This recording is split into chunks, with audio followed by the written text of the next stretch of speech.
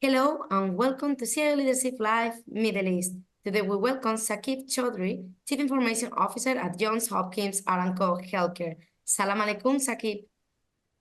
Walaikum salam, and thank you for having me. No, thank you. It is truly an honor to be with you today. I remember you were one of the first CIOs that we interviewed on CIO Middle East during the pandemic. That's how we met. So it is amazing to see how your role have changed, how your performance is doing, your career path, everything. And well, as I say, when we met, you were in Cleveland Clinic Abu Dhabi, now Johns Hopkins Aracom, more than 2 years ago, if I'm not wrong.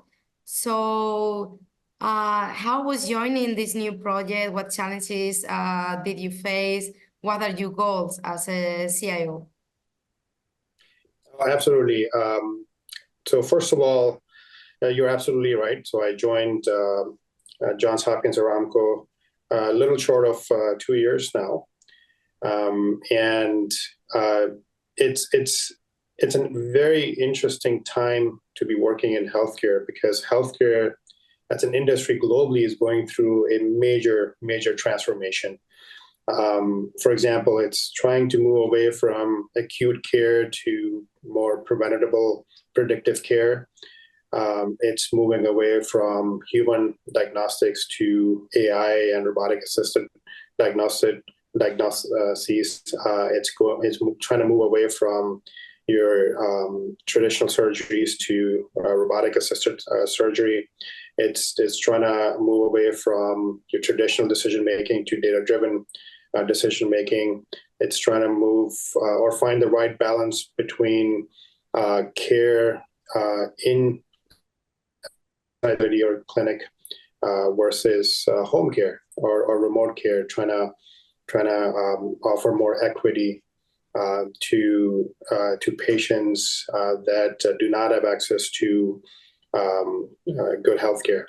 So exciting time to be in this industry, and at the heart of all of this transformation lies digitalization. So digitalization is the bedrock of that transformation.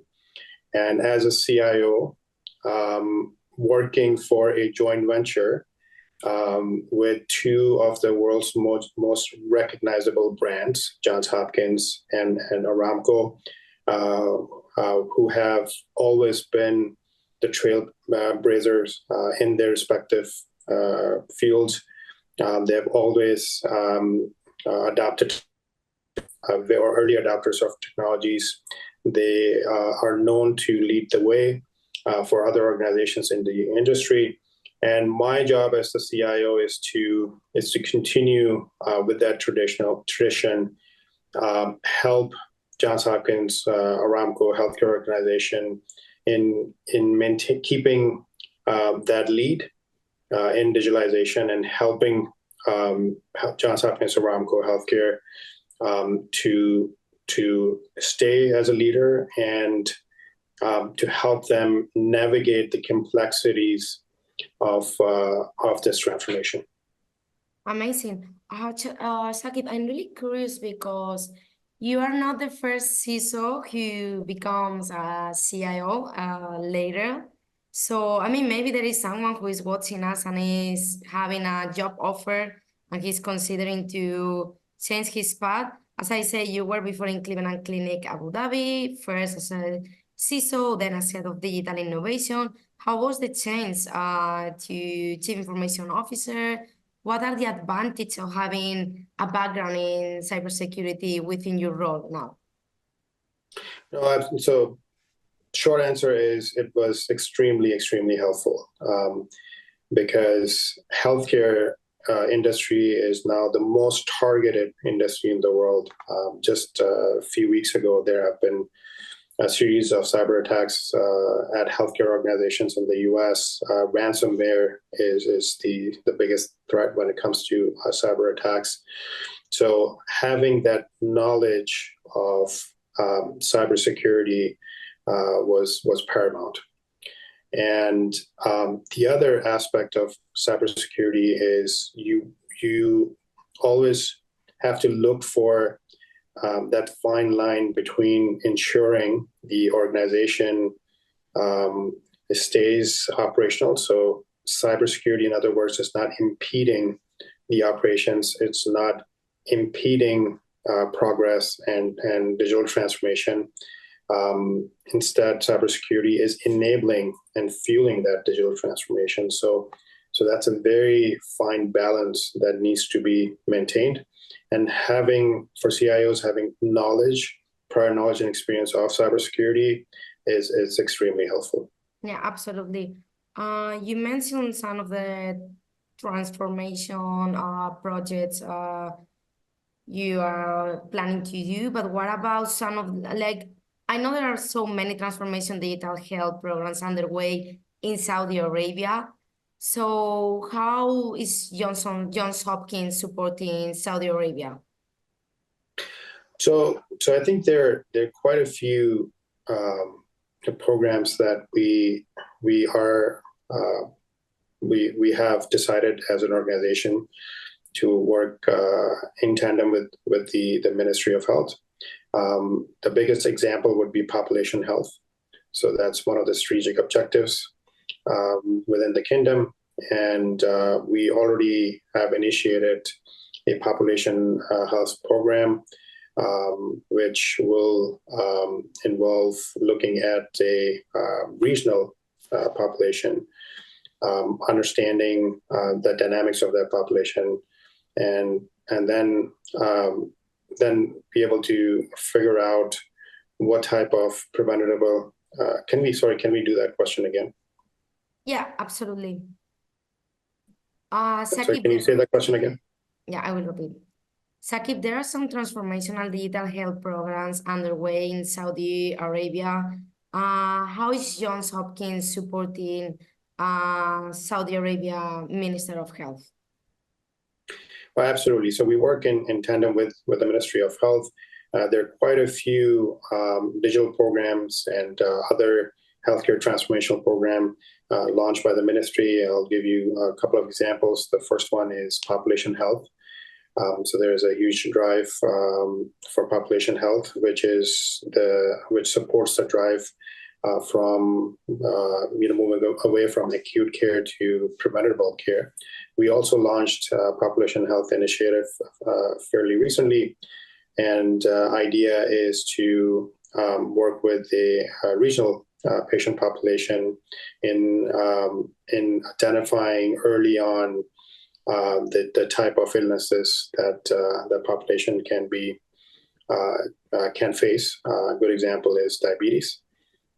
So the idea is to identify out of the patient population which patients are at a higher risk of developing pre-diabetics versus moving from being in a pre-diabetic to actual diabetic 1 and so on and so forth, and be able to intervene and work with the patient to prevent that condition from materializing, and if the patient already has the condition, to work with the patient and figuring out how can we slow down or even reverse that condition wherever possible. The other example is oncology. Pre-screening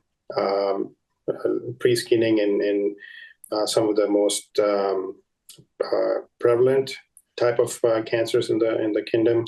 So encouraging pre-screening, encouraging patients to work with us, identifying any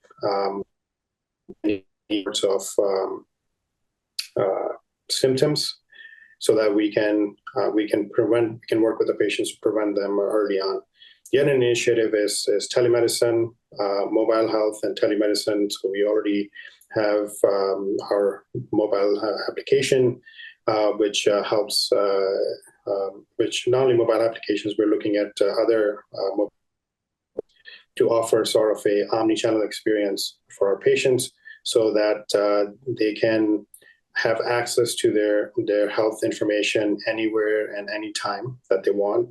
They're also able to schedule or manage their appointments. they're also able to have conversations with their communications with their physicians. And then from a telehealth perspective, the idea is to provide care virtually in areas, in remote areas, work or helping patients with treatment while they're home, patients with limited mobility. So that's another area that we're very focused or focusing on currently. Sakib, I need to ask you because I have the opportunity to talk to an amazing CIO working in healthcare as you are. We need to discuss about generative AI because it's revolutionizing healthcare by enabling faster diagnosis and personalized treatments. How AI and big data are changing healthcare in the Middle East? So AI is a pretty broad term, and you're absolutely right. There are a lot of good use cases in healthcare. Some have become already mainstream, and some are on the horizon, 3 to 5 year horizon. So if you look at the mainstream ones, good ones would include robotic process automation. So taking the repeatable tasks, automating them so that our caregivers can focus on more value-added tasks. So that's very mainstream and something that we're currently focusing on. Actually taking it to a level further where the bots become digital workers. The other area where AI is definitely helping is with diagnosis, especially for our radiologists, helping them or assisting them in identifying potential illnesses, especially related to oncology. Speeding up diagnoses. The third area is sort of predictive analytics. So we already have a few models, predictive models. For example, we have a predictive model that can predict the risk of sepsis developing for a patient. We have a model that can heart disease. We have models that can predict if the patient needs to be admitted in the hospital for further care. So predictive modeling is also something that we're using and enhancing. We're adding more and more use cases as we move forward. And then generative AI is another one where our strategy currently is sort of decentralized. So we have solution partners that offer their own Gen AI capabilities. We currently are looking at about 3 different vendors and utilizing their Gen AI tools for different purposes.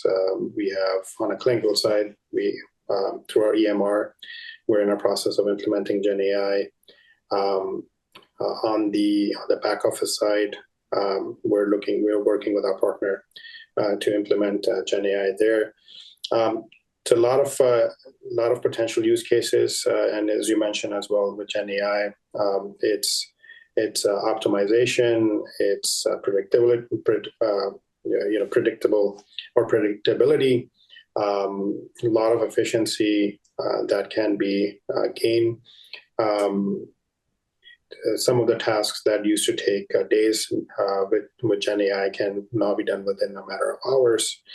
There is a huge list, and what we're trying to do is working with our partners to also identify use cases for Gen AI, and then working with our stakeholders to prioritize the implementation of those use cases. I think that is amazing. I'm looking forward to hearing more from you in short time, because I know these projects like the projects you are talking about are already almost on place. So I think it is amazing what Johns Hopkins are doing. I think the work you're doing is also amazing. It is really always a pleasure to see how someone, takes advantage of your experience as a cybersecurity leader and now as a tech leader. Sakib, thank you so much for joining us today.